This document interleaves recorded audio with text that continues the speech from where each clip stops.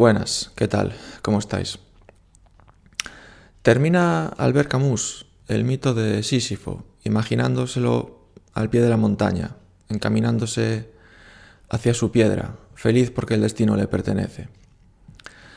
Con esta imagen podrían resumirse sus posiciones filosóficas, muy vinculadas al concepto de lo absurdo y al libre albedrío. Lo absurdo tiene bastante que ver también con su muerte. Después de despedir a su familia en una estación de tren del sur de Francia y en contra de lo planeado inicialmente, se dispone a emprender el mismo regreso a París en el coche de la familia de su editor. Momento en el que varios periodistas lo abordan para preguntarle por la reciente muerte de Fausto Coppi, que debido al confuso flujo de información provocado por las huelgas que están teniendo lugar en Francia durante aquellos días de 1960, atribuyen por error a un accidente de tráfico y no a la malaria. Camus responde con una frase premonitoria: morir en coche es una muerte estúpida. Precisamente, el coche iba a gran velocidad cuando bajo la llovizna se salió de la carretera en una recta y se estrelló contra un árbol. Excepto Camus, con los billetes de tren comprados en el bolsillo, todos los ocupantes del vehículo sobrevivieron.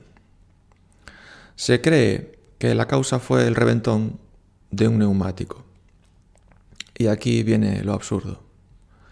La presión inadecuada de una rueda acabó con la vida del escritor que recibió el Nobel con 44 años y que se declaró en rebeldía contra las corrientes de su tiempo, igual que un mosquito acabó con la de un ciclista de 40 años que había ganado 5 Giros de Italia y 2 Tours de Francia.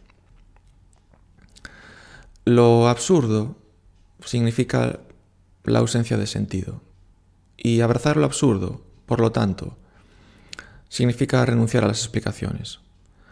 A este absurdo y a este existencialismo ateo consagró Albert Camus su obra hasta marcharse a los 46 años. Además del mito de Sísifo que cité al principio, voy a comentar brevemente algunas de sus obras más representativas, comenzando por un par de novelas. El extranjero tiene de nuevo una obvia vinculación con el absurdo. Es bastante psicológica y sugiere la idea de que las malas decisiones son acumulativas, incluso desde la apatía, desde el dejarse llevar. Y sugiere también que a veces, para llegar al desastre, basta con que alguien cometa un error y los demás sencillamente hagan su trabajo. La peste, y aquí no voy a ser muy original, no hace falta que diga que viene especialmente a cuento. Describe una epidemia de peste bubónica en la ciudad de Orán, pero más allá de la historia, tiene un gran fondo simbólico y filosófico. Además, es fácil identificar en ella reacciones y comportamientos que hemos venido observando y experimentando en los últimos tiempos. En un párrafo dice: las plagas, en efecto, son una cosa común, pero es difícil creer en las plagas cuando las ve uno caer sobre su cabeza. Ha habido en el mundo tantas pestes como guerras y, sin embargo, pestes y guerras cogen a las gentes siempre desprevenidas. Un poco más abajo añade: cuando estalla una guerra, las gentes dicen: esto no puede durar, es demasiado estúpido. Y sin duda una guerra es evidentemente demasiado estúpida, pero eso no impide que dure. La estupidez insiste siempre. Uno se daría cuenta de ello si no pensara siempre en sí mismo. Nuestros conciudadanos, a este respecto, eran como todo el mundo. Pensaban en ellos mismos. Dicho de otro modo, eran humanidad. No creían en las plagas. La plaga no está hecha a medida del hombre. Por lo tanto, El hombre se dice que la plaga es irreal, es un mal sueño que tiene que pasar, pero no siempre pasa. Y de mal sueño en mal sueño son los hombres los que pasan.